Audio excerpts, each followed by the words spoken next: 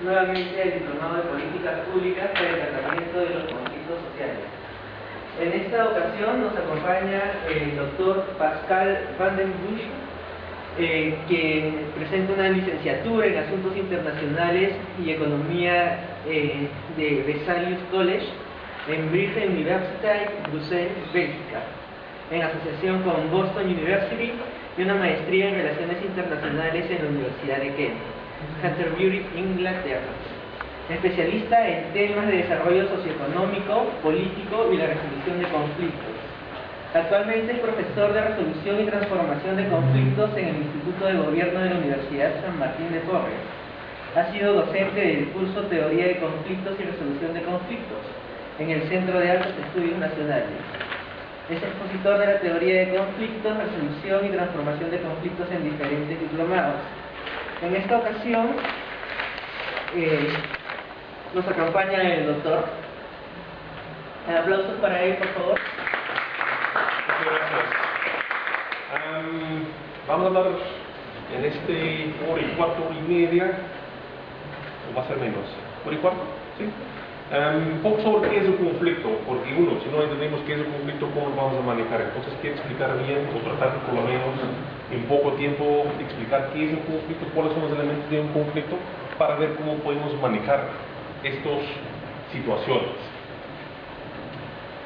Lo voy a tratar de hacer lo más dinámica posible, porque conflicto no es que algunas personas dicen, wow, qué interesante. Entonces voy a tratar de hacer lo más dinámico posible. La exposición lo voy a dividir en diferentes partes, pequeña introducción, y voy a explicar un poco qué es manejo constructivo de conflicto, que va a ser un poco la conclusión de la introducción. Y después vamos a hablar de tres diferentes enfoques de manejar los conflictos. Lo que nosotros llamamos regulación de conflicto, resolución de conflicto y transformación de conflicto. Los tres son diferentes.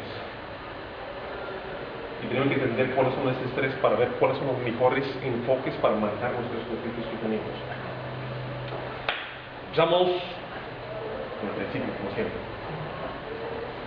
¿Qué es un conflicto para ustedes? Si alguien le dice qué es el conflicto, ¿cuál podría ser la respuesta? ¿Qué es el conflicto? Una situación en que dos o más personas se enfrentan porque creen que sus intereses o sus beneficios se van a perjudicar con relación a los intereses del otro. Muy bien, eso es lo básico ya. Donde tenemos dos partes, dos personas, dos organizaciones, lo que sean, que se enfrenten por diferentes intereses, como dice el Señor. Es algo muy importante lo que dice de intereses. Muchas veces quedamos con posiciones. Vamos a explicar esto posteriormente. Entonces, hay un enfrentamiento donde uno piensa que no puede lograr lo que quiere lograr porque el otro está en su camino. Entonces, esa es la primera definición.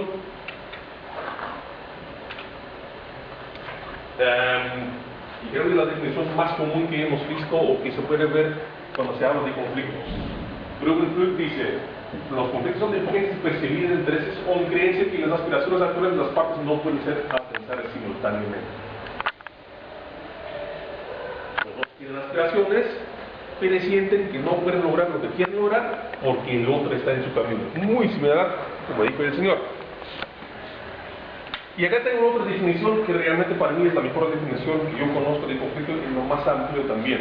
John Burton dice: el conflicto describe la relación en la que cada parte percibe sus metas, valores, intereses y comportamiento del otro como antes lo suyo. Entonces el conflicto abarca en primer lugar las relaciones de otras partes en disputas, sus percepciones y falsas percepciones, los valores que comparten y los que no son compartidos, y sus metas y valores. Y en segundo lugar, el espacio donde este conflicto se desarrolla, que puede ser económico, puede ser político, puede ser social, puede ser institucional. Y este último punto también es muy importante. ¿Cuál de esta definición son algunos conceptos muy importantes para tomar en cuenta de qué es un conflicto? Primero, que hay una relación entre las partes. Si no hay una relación entre las partes, es imposible hablar de un conflicto. Hablamos de un problema. A ver, la voy a tratar de explicar. Si yo quiero cruzar de esta parte a la otra parte, y acá hay un valle, no hay un puente, hay un problema. Pero si en un momento existía este puente y la comunidad que existe o que vive al otro lado destruyó este puente, en ese momento hay un conflicto, porque la relación que existía se rompió al momento de destruir este puente. Entonces, es algo muy importante para tomar en cuenta que estamos hablando de una relación entre los padres. Otra vez, lo que tenemos acá, que existe esta percepción, y eso es algo fundamental, el tema de las percepciones que tenemos en el conflicto. Yo diría que 80% de los conflictos tienen que ver justamente con las percepciones que tenemos. Y las percepciones son subjetivos. Lo que yo percibe no necesariamente es lo mismo que el Señor percibe. ¿Sí? ¿Qué pasó?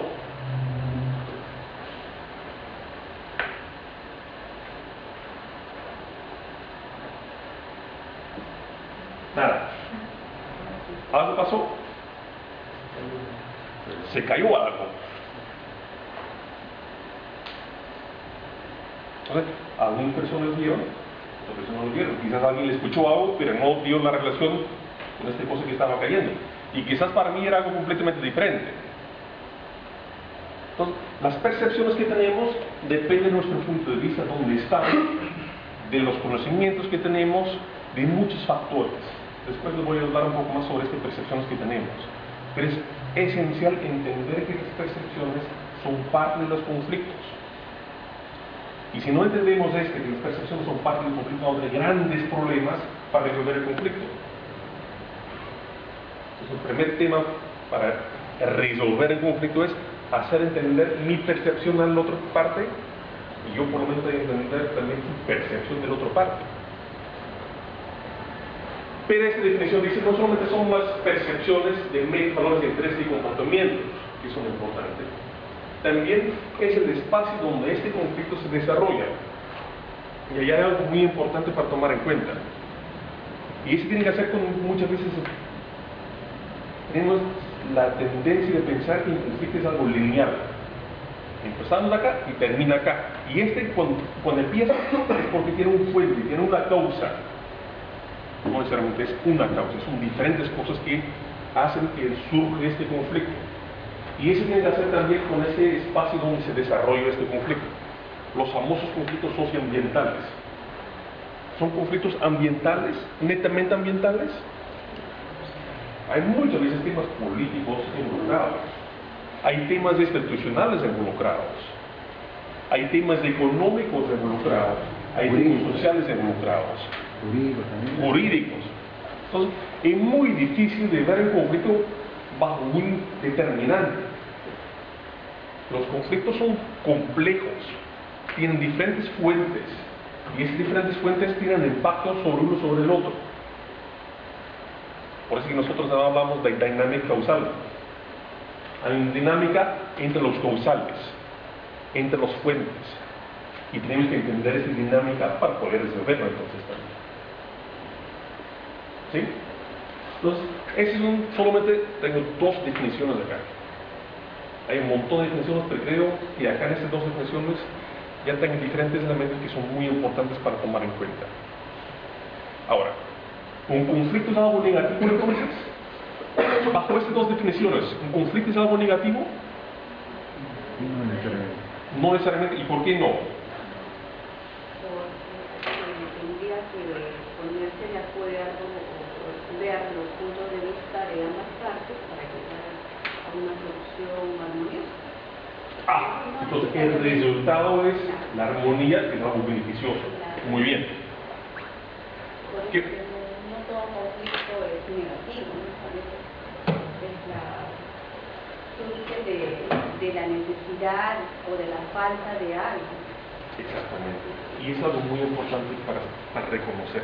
Los conflictos por sí mismos no son negativos. Depende cómo vamos a manejarlo. Por eso que mi título principal era el manejo constructivo del conflicto. Podría ser también un desarrollo Sí, parte de la armonía y el desarrollo. exactamente. Y eso es justamente lo que vamos a buscar cuando vamos a manejar este conflicto de manera constructiva. Entonces, puede ser de manera constructiva o puede ser de manera destructiva. Y ya desde el año 70, los 70 se estaban hablando de este formato. Deutsch, por ejemplo, en el año 73 habló de los conflictos destructivos y los conflictos constructivos.